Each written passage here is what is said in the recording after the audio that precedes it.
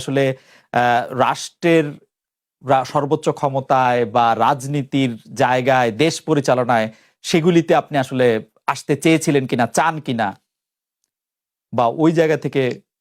যদি চাইতাম খালেদ, যদি চাইতাম, তখন যখন মিলিটারি আমার বাসায় এসে বসে রইল সারা রাত আমাকে রাজি করানোর জন্য, আমি তো লুফে নিতাম। রাজি করানোর জন্য বসে থাকতে হবে কেন?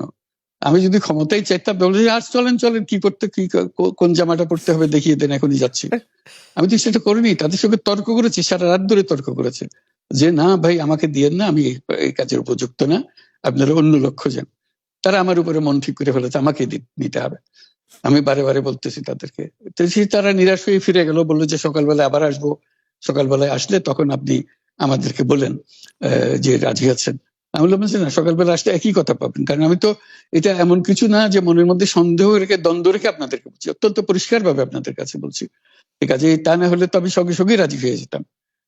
কে ছাড়ে যে আপনাকে দেশের পুরো সরকারের প্রধান হবার জন্য আহ্বান জানাচ্ছে, বাংলাদেশে এরকম কয়জন মানুষ আছে বলবো যে না, আমি এই দায়িত্ব গ্রহণ করব না। আমি তো করলাম সেটা, এখন আমার নামে বলা হচ্ছে 10 বছর চেয়ে। আমি বছর নিয়ে তো প্রশ্নই উঠে না। প্রশ্ন হচ্ছে আগামীকাল সকালবেলা আপনি শপথ গ্রহণ করবেন, এই কথা। আমি বলছি না, করবো না। তারপরে এরপরে তো কয় বছর, কয় কাণ্ড। আমি 10 বছর দিয়ে কি করবোটা কি? আমি 10 বছর দিয়ে, আমি তো বলছি আমি এই কাজের জন্য নই। দেশে আমার দেশ পরিচালনা করা আমার দায়িত্ব না, আমার কাজ না। আমি জানি না এটা কিভাবে করতে হয়, আমি যেটা জানি সেটা করি। Make sense. আপনার মেয়ে মনিকা ইউনুস সম্প্রতি একটি সাক্ষাৎকার দিয়েছেন সিএনএন-এ। সেখানে আমি তাকে একটু যদি অনুবাদ করি তাহলে সেরকম পড়তে পারবো, যে আমি তাকে উদ্ধৃত করছি যে কোনো এক সময় প্রধানমন্ত্রী শেখ হাসিনা ও ডক্টর ইউনুস একসঙ্গে কাজ করেছেন।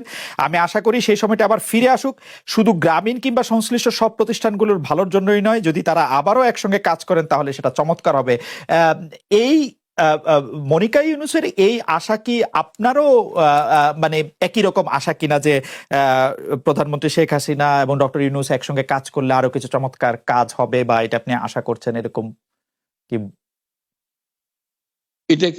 এটা কি এখন আমার জন্য করা যাচ্ছে না যে আমি নারাজ, যে করতে চাই না? তুমি ভাবখানা এমন করছো যেন আমি আপত্তি করছি, আমি কাজ করতে চাই না। আমাকেও যে বললাম চোর বদমাইশ করে রেখেছে, সেখানে কাজ করার তো কথাই উঠছে না। আমার নাম উঠলেই ওনার রাগ উঠে যায়। আমাকে সুদখোর না বললে ওনার মন তৃপ্ত হয় না। আমাকে চুবিয়ে না ডুবালে, পদ্মা নদীতে আমাকে চুবিয়ে না ডুবালে ওনার মনে শান্তি আসে না। ঠিক আছে, আমি কি করে বলবো? ওনাকে বলতে তো হবে, ওনাকে যদি কিছু বলতে হয়। পদ্মা নদীর কথাটা যখন উঠলই, পদ্মা ব্রিজ সম্পর্কে যে কথাটা সরকারের উচ্চ মহল থেকে এটা বলা হয় যে আপনি আপনার ক্ষমতা ব্যবহার করে বা আপনার পরিচিতি ব্যবহার করে বা আপনার যে একটা সাংঘাতিক রকমের গ্রহণযোগ্যতা সারা দুনিয়াতে আছে, যেটি আসলে ওয়ার্ল্ড ব্যাংক সহ অন্য জায়গায় আছে, সেটি দিয়ে আসলে আপনি পদ্মা সেতুটা বাংলাদেশ যাতে ঋণ না পায় সেটির জন্য আপনি চেষ্টা করেছেন। এই ব্যাপারটা নিয়ে কি আপনি একটু কিছু বলবেন, যে এটা আপনার বিরুদ্ধে একটা অভিযোগ? কি বলবো, এটা বলো, এটা হাস্যকর একটা কথা মুখ থেকে বলে ফেললো চোর ডাকাতের মতো, এটাও আরেকটা বলে ফেললো, এটাই সত্য হয়ে গেল। আমরা যে বারে বারে বিবৃতি দিলাম তখন এটা প্রশ্নই উঠে না। আমরা বাংলাদেশের নাগরিক হিসেবে আমরা গৌরবান্বিত যে এই পদ্মা সেতুর উপরে আমরা একটা সেতু বানাতে পারবো, এটার জন্য আমরা সবাই চাই। কাজে এটা তো বিরোধিতা করার তো প্রশ্নই উঠে না। কেন বিরোধিতা করবো? দেশে যে একটা বড় রকমের ঘটনা ঘটতে যাচ্ছে, সেটা তো আমরা সবাই সমর্থন করেছি। তিনি বলেই চললেন। এখন একজনে বলতে থাকলে তো আমার করার কিছু তো নাই। উনি এত শক্তিধর যে এখানে আমার কথা তো কিছুই থাকে না। ওনার সব সরকারের যাবতীয় প্রচার যন্ত্র ওনার হাতে। আমার তো আমার গলার যত তীক্ষ্ণ। আপনি তো কথা বলেন না, বললে তো নিশ্চয়ই আপনার সাথে না। একটি প্রশ্ন আসছে যে পদ্মা সেতুর যখন উদ্বোধন করা হবে তখন কি আপনাকে নিমন্ত্রণ জানানো হয়েছিল, যে মানে রাষ্ট্রের পক্ষ থেকে এরকম বলা হয়েছিল যে আপনাকেও নিমন্ত্রণ জানানো হবে, বা আপনি মনে আছে কিনা? মনে পড়ে না, এরকম করছে। আচ্ছা মনে আচ্ছা। গ্রামীণ ব্যাংকের আপনি যখন মানে গ্রামীণ টেলিকমটা আপনি প্রতিষ্ঠা করেন, সেই সময়ে গ্রামীণ টেলিকমের সাথে গ্রামীণ ব্যাংকের সম্পর্কের যে বিধিমালা, সেই বিধি কি আপনি যখন চলে এসেছেন গ্রামীণ ব্যাংক থেকে সেটি পরিবর্তন করা হয়েছিল? তো সেই পরিবর্তনটি মানে পরিবর্তনটির জায়গাটা যদি আমাদের একটু পরিষ্কার করতেন। পরিবর্তন ছিল যে আগে এটা নমিনেট করতে পারতো গ্রামীণ ব্যাংক, চেয়ারম্যান পদের জন্য একজন লোক নমিনেট করতে পারতো। আমরা যেহেতু গ্রামীণ ব্যাংক থেকে আমাদেরকে সরিয়ে দেওয়া হয়েছে, তখন আমরা মনে করলাম যে এটা রাখার আর দরকার নাই, গ্রামীণ টেলিকম থেকে সেই পদটা আমরা পরিষ্কার করে দিয়েছি, যখন এটা আর দরকার নাই। এইটুকুই পরিবর্তন হয়েছে, এটা ন্যায়সঙ্গতভাবে পরিবর্তন করার ধারা অনুযায়ী যা যা করতে হয় সেটা করা হয়েছে।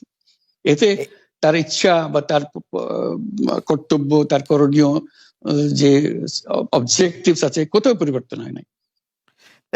এই ক্ষেত্রে আমাদের এই বিষয়ে আর কি এইটাই আমাদের আরেকটা প্রশ্ন, সেটা হচ্ছে যে গ্রামীণ টেলিকম কি গ্রামীণ ফোন থেকে প্রায় 37% লভ্যাংশ পায়, যে এবং যদি পায় 34% লভ্যাংশ পায়, সেই 34% লভ্যাংশের যে টাকাটা, সেই টাকাটা কোথায় বা কি উদ্দেশ্যে ব্যয় করা হয়?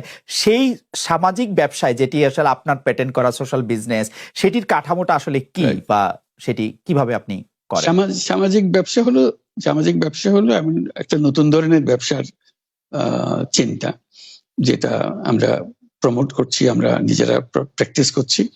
যেটা ব্যবসা মানে হলো মুনাফা করা, ব্যক্তিগত মুনাফা করা, এবং তার লক্ষ্য হলো সর্বোচ্চ মুনাফা করা। এটি হলো ইকোনমিক্স এর নিয়ম, যে সর্বোচ্চ মুনাফা যদি করি সবকিছু ঠিকঠাক মতো চলবে। আমরা বললাম যে এটা ভুল জিনিস, যে সর্বোচ্চ মুনাফার মধ্যে দিয়ে মানুষকে এক রকমের নেশাগ্রস্ত করেছে, এই মুনাফার নেশার মধ্যে তাকে ঢুকিয়ে দেওয়া হয়েছে। এই মানুষকে এই মুনাফার নেশাগ্রস্ত মানুষ হিসেবে এটা আমরা কল্পনা করতে পারি না। আমরা বলছি যে এটা মুনাফা সে করবে, সর্বোচ্চ মুনাফা করবে, কিন্তু অন্য ধরনের ব্যবসা আছে। ব্যবসা এখন শুধু এক প্রকারের ব্যবসা আছে, যে ব্যবসাতে শুধু মুনাফা সর্বোচ্চকরণ, এটাই হলো নির্দিষ্ট নিয়ম। আমরা বলছি আরেক রকমের ব্যবসা, যেটা হলো মানুষের সমস্যার সমাধান করা, মুনাফার জন্য কোনো রকমের ইচ্ছা তার না থাকা, মুনাফা বিহীন ভাবে, কোনো মুনাফা, ব্যক্তিগত মুনাফা না নিয়ে শুধু সমস্যার সমাধানের জন্য ব্যবসা করা, এটাকে আমরা বলছি সামাজিক ব্যবসা।